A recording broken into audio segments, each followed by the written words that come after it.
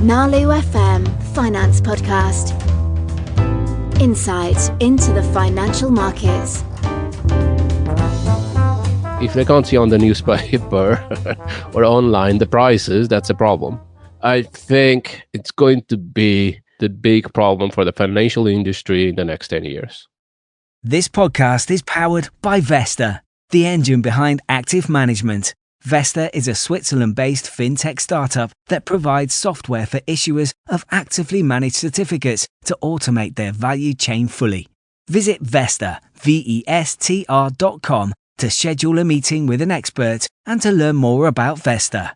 I am here today with Tiago Fernandes from SPI, and it's been a while, and I always was looking forward to finally have him on the podcast here. So welcome for joining me, and thank you for taking the time in your busy schedule.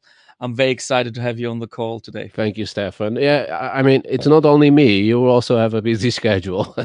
One of the main reasons why I wanted you on the call, because there's probably hardly anybody else I could point to who has such an in-depth knowledge about structured products, not only in one market, but across the whole world. And how do actually the structured product markets differ in size and product in a sense across Europe, Asia, North America, and what is sort of driving the growth in each of these markets? It's so segmented, right? Because I'm sure if you remember, right, when I started 17 years ago, the European market was mostly retail, right? It was like the big public offers that would sell the yard, 2 yards, 3 yards. I mean, I think I sold more than 4 billion euros on structured products. And I think I like to think as a grid, right? As all the different segments. Of course, you have the term, right? Because it's very important, like short term, 1 year, 2 to 3 years, more than that. But then you have these segments of, capital protection, right? Preserving capital. You have the income. You have, of course, the participation and the leverage products. And if you think about that grid, each market developed slightly different. So if in Europe it was very, let's say, the public offers capital protected, where you sold, billions and billions, right? You remember that, where we used to do everything manual. Yeah, it worked when interest rates were high enough. Exactly. And then, but then other markets developed in different ways, right? In Asia, you already had like a big deposits market and an insurance market, and I think structured products developed more into the wealth space and was the more capital at risk, the auto-callables, the fixed coupon notes, but then also more the leverage products like the accumulators.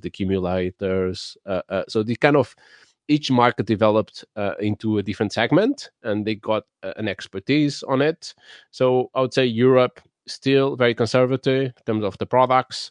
I think because the distribution channels in Europe developed quite a lot, you still have the retail market, right, very capital protected.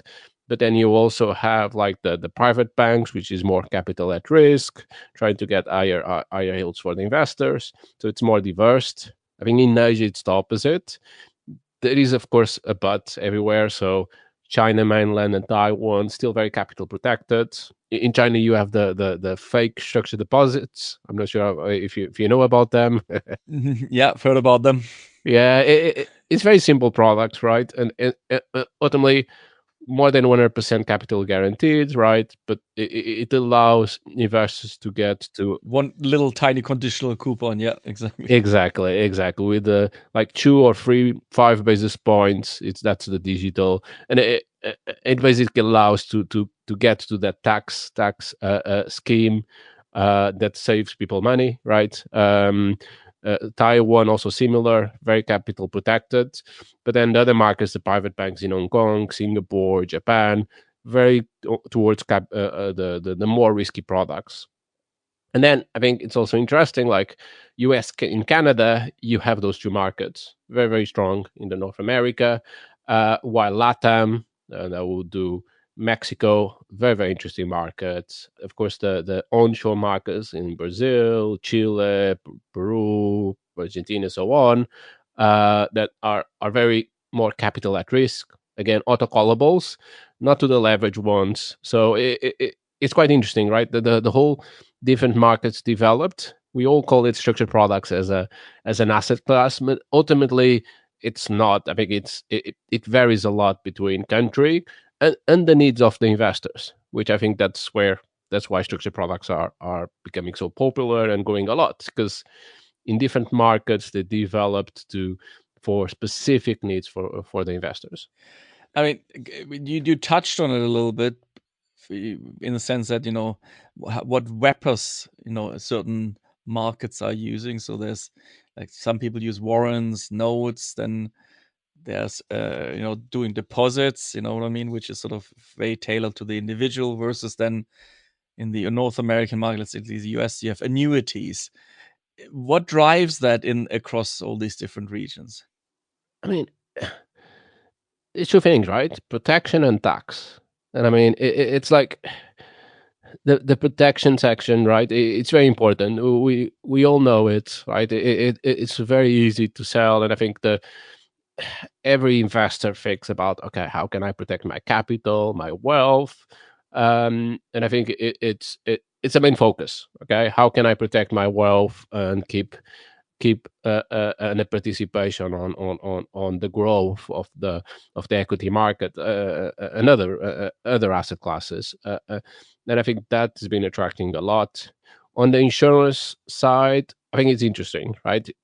Because there you have other two reasons. So of course you have tax, and ultimately tax drives a lot of the growth in those markets. It's not only in the US, let's face it, in Europe too. You have in France a big benefit for the structured notes who are embedded on the insurance wrapper there. But you have the same in Germany, right? You have the same in Italy.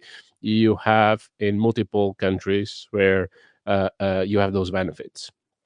But I think the annuities, which is also growing in Europe, it's an interesting one. Why? Because it's not only an investment product, right? It gives you death benefits. It gives straight away a potential. Let's say if it's in an annuities that will guarantee you a pension when you retire or at the beginning of a certain age.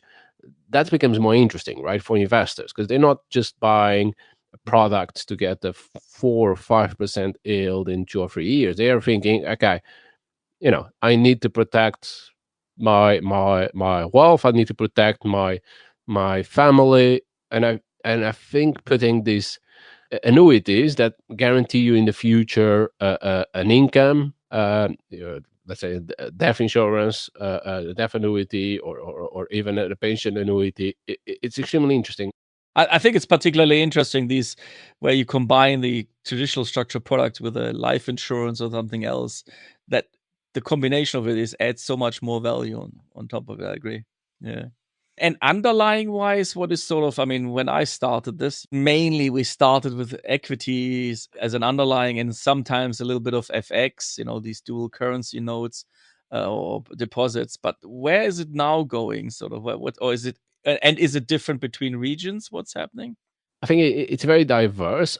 I don't think there is that much difference. I mean, Europe, APAC, and EMEA, and I think it's the structured products diverse the underlyings. Still, big equity. The benchmark like S&P, the Eurostoxx 50, the Nikkei, the Kospi, the Hang Seng, they're still the main ones. But I think there has been a diversification also into rate products linked to Euribor, CMS, basically playing the rates moves. I mean that saved the year of the French banks during COVID.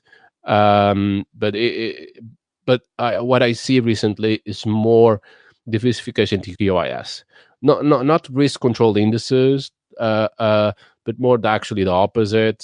Specific factors, or what kind of premium are they trying to capture? Yes, QIS, specific thematic or factors, not with risk control, but more with target volatility and other things to try to leverage. And of course, decrements. It's still a big topic. It's been growing a lot. Of course, you have the points and the percentage. Do you have a view on which one you prefer? The one where it's a fixed reduction or a percentage reduction? instead of the dividends, in a sense, on an index? So ultimately, each product depends on the client, right? And I think benchmark indices, let's say S&P 500, Euro Stoxx 50, adding points of percentage doesn't make any difference. You can play around what's best, but definitely it's something that it's worth for investors as long as the dividend is not very different from the actual dividend. But I think what worries me is the single stock decrement indices, especially on points, because he has a lot of leverage. Yep. I would be okay if that goes to an institutional client, right, that knows what he's doing and is hedging some of the risk that they might have on Stellantis, and it's a way to hedge it or to leverage. But if it goes to retail, I will definitely not sell it. Yeah, I always thought a little bit when these products came that it was partly also driven by the fact that some of the investment banks had a hard time hedging their dividend exposure in these products. Ultimately, yes, that was the reason why it was created. And let's face it, like, no one does anything for free. I'm still trying to find someone who does it for free. I mean, you have to be compensated for your work. I mean, any rational person understands that. Exactly. And I think ultimately, do you have competition?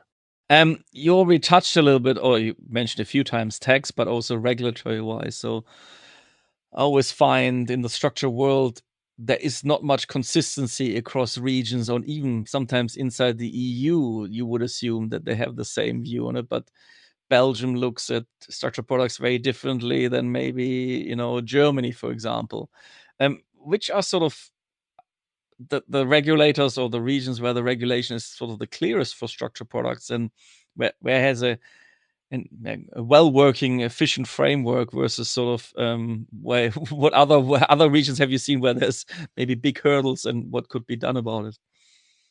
I think ultimately the regulators do care about the investors, but I think there are some regulators that take a perceived way that they see structured products without even looking at them, and that affects negatively. Like, I had my arguments with the Portuguese regulator, I had my arguments with a few others, but I have other ones which I have very good relationship, and I do talk with a lot of them, and there are some which are pro business, and especially they want to set good standards, and they will review it, but they will allow the markets to run without putting too many rules that stop the market, or that ultimately makes the products more expensive to investors. I would say at the moment I am quite well impressed with the French regulator.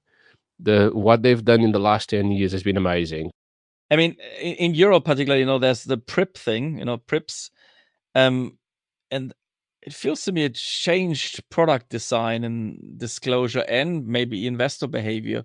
It's a huge burden, and I think I saw a statistic a while ago, which basically analyzed how many people actually look at the PRIP, and it was in the single-digit percentage. I don't know if you have any comments on that one. Ultimately, it was a very good idea. 3 pages documents that can understand all the different products. I think we all said, yeah, that's a really nice idea. I think the problem is, how do you make it work in 28 different countries and 24 languages, right? And how you can make it work so it's not too costly, right? And I think Wall Street Talks try to find a way to do it. It's something that we quite proud. If the document ultimately is the best for the investors, I think it has some value, but I think it needs to be reviewed. I think it needs to be simplified, and it needs to go what the clients want, and not what the regulators think they want. Yeah, I think in this respect, it's a little bit particularly when I look between Europe and the US. In the US, if you look at let's say, sort of these big sort of, some of them call them multi-issuer platforms or something like this, they might not have that much product innovation or other innovation in it, but they spend huge amount of time and effort on education. online seminars and everything else. And in Europe, it feels often, okay, I'm sure that you got the kid in the prep. I've done my job. Why are you not buying more of it? To be very cynical about it. I want to go a little bit on what SPI does. So regarding regulation and tax, as they shift, and the one is, how do you see issuers adapting with it, and in particular, how you guys at SPI help in that process? Look, I always wanted to make the products more transparent, cheaper for investors. That's been my purpose in my career. Hopefully, we'll see if I'm successful or not. But for example, in the US, we kind of automate the data flows between manufacturers and distributors and the wholesalers, and that made like the distributors be able to sell faster, quicker, and then we helped transmitting data between those much quicker, be able to do the cash flows, what is happening to each product. We even developed our life cycle. I mean, we're doing life cycle daily for more than 400,000 investment products every day that we calculate independently. We checked with our clients, with manufacturers, we gave it to our indicative to the distributors. And I think ultimately we did it, and I think we helped together with the multi-asset platforms, with the distributors to sell more structured products, to get the distributors not to focus on manual operations or back office or middle office, and just focus on selling, right? Focus on giving a good service to clients. And we did that in the US. We're now slowly doing it in Canada. We're now doing it in Europe, and we're definitely going to expand to try to help the global industry. I mean, you mentioned how many. You must have incredible, huge amount of data points, as you mentioned. Where do you sort of see the major challenges, particularly, I mean, in life cycle management? There's the auto-call events, there's the barrier events, there's corporate actions, and I assume the different issuers apply corporate action differently depending on their own position or tax treatment of it.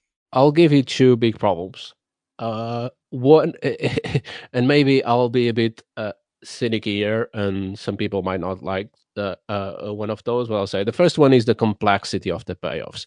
Like the new payoffs, small tweaks, it's a massive impact, because like we developed lifecycle software. It does 93% of all life products in the US. We're quite proud of it. But the remaining 7% is extremely difficult to try to automate. And that's like the complexity on the payoffs, on the small tweaks, a small, let's say, the look backs or the spreads of options, and it's painful. And it's basically where we spend like 50% of our work. It's only on that small percentage. On that small last bit, but there's always a delta that you haven't managed to automate fully or have to adapt. And then last is the market data. And it's not only for structured products. I think it's for the financial service industry. And again, you have ASMA coming here. It's like, ultimately, these products are linked to financial assets, S&P, the MSCIs of the world, and I think market data vendors are squeezing everyone for every penny, and ultimately, it's increasing the costs of producing data, of making the product cheaper. I think you're touching on a very interesting point, that these oligopolies of these data, who own the data, they're not, besides ensuring transparency and knowledge, but they are taking a big chunk for taking very little risk in the process. Well, there is some risk. I mean, like I work with structured products data, just maintaining these, making sure that the flows, APIs work. It's a lot of work and investment that I need to give it back. But like the licenses of the indices. I mean, that when they originally set up the FTSE, they gave it away for free.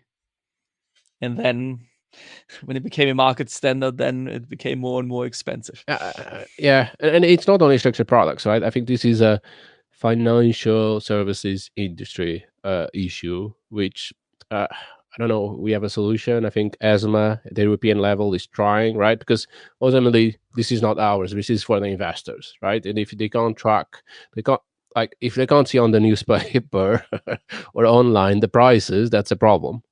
I think it's going to be the big problem for the financial industry in the next 10 years. One of the trends is obviously that more and more of these digital platforms are coming, that where you can get your structured products fixed. Is where do you think this is going to work with the banks? Is it the banks going to lose their dominance, or they're just going to be places where the risk is housed, but not the distribution happens anymore? So I think a lot of the platforms got it wrong at the beginning. And you could see, right? Some of the platforms that were massive names now, they're not. There's been consolidation on the platforms. And partially it's because ultimately it's not that technology that matters, it's distribution. Is the advisors, right? It's the people who actually sell. Because besides probably a few people, like probably you or me, no one will wake up and say, I need a structured product today. No. Rarely does somebody wake up in the morning, the first thought is, oh, what I'm missing in my life is a structured product. And let's face it, even the platforms that are out there, they've been successful on automating a lot of the operations, but ultimately they will not grow the pie. They might, as a secondary effect, from freeing people from doing the manual work to focus them on selling. What other trends do you see in the market? So we talked about QRS, right? We talked about the insurance and the wrapper. I think it's very good innovation. I think what you will see is more cross asset coming to structured products. So we've been very equity rates focused, especially in the last few years. I think what you will see is an expansion on the asset classes. I feel that that's where the industry is going to other asset classes and provide cheap way to have access to that potential high return. I think a lot of the innovation lately is not so much in the, as it used to be when we started, was all in the payoff, funky Asian look back, whatever, American, European bearers, whatever. Now it is a lot either in the wrapper, there's different ones, and structured products now make themselves into traditional wrappers like ETFs as auto-callable funds, but also the underlying, these indices, but then QRS or crypto, or what we see a lot on our platform more and more is non-bankable assets. And often actually it's driven also to get liquidity into these non-bankable assets, because once it's securitized as an ISIN, the banks are often more willing to give loanable value again. So. I completely agree. I think that's where the industry is going. And at SPI, I mean, you help your clients to address certain regional difference, because these banks are globally, but as you touched on it, they're very different. Can you go a little more into detail how you guys help there? Look, we try to bring transparency to structured product. We try to tell our clients, what's their market share, where they're missing, what are the missing opportunities, where do they need to improve their funding, or when they need to be more competitive. See what are the distributors out there that they need to talk, they need to improve. And again, I think SPI has been very helpful for our clients. We've not pushed too much in the market or getting a lot of clients, because we wanted to make it right for our kind of clients. I mean, you have so many data points. Is there something like you thought, an analysis or result that you suddenly got off that you didn't expect at all, that was really surprising in like a product or industry? So I'll tell you one thing. So we do research, and sometimes when I have like half an hour to spare, I just spend time on data together with our research team, and we did a study and say, okay, let's try to predict what's going to happen the next month, how much is going to sell next month and the following month, and we tried to look all the different factors, and ultimately it came down just to two things.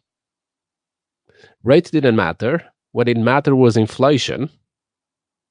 Whenever inflation goes up, there is more money going to structured products, and this is in the US. But inflation is the big indicator. So just give it, for every 1% of inflation, you see around $1.5 billion of new money coming to structured products every year.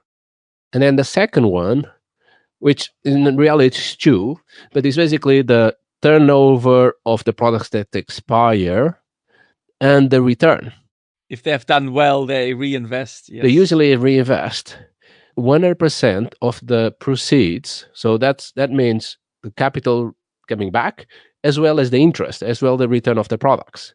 And it's been actually quite accurate. And I didn't expect that those two factors will just... That's a really cool insight. Thank you for sharing. Now, maybe a few personal questions I would like to ask you to wrap up here. Yeah. For you yourself, what is sort of your definition of success? It's happiness is purpose. It's loving what you do with family or at work. And even if it's a lot of work, if you have the drive, if it really makes you go to the next level, to learn, to push you, I think that's what I love. Yep. And when you want to try to relax or you want to distract yourself a little bit, what music do you listen to? What is on your current playlist, or what is on your top of your playlist right now? Pop music, I need to say, and then rock, some old rock. AC/DC, love AC/DC. I know it's probably a bit old school, but I do like, UK music. I know some people might not like, but Ed Sheeran and other ones I do listen a lot, and some Portuguese music too. Thank you, Tiago. It has been fascinating. Thank you very much for your insight. Oh, thank you, Stefan. Nalu FM Finance Podcast. Insight into the financial markets.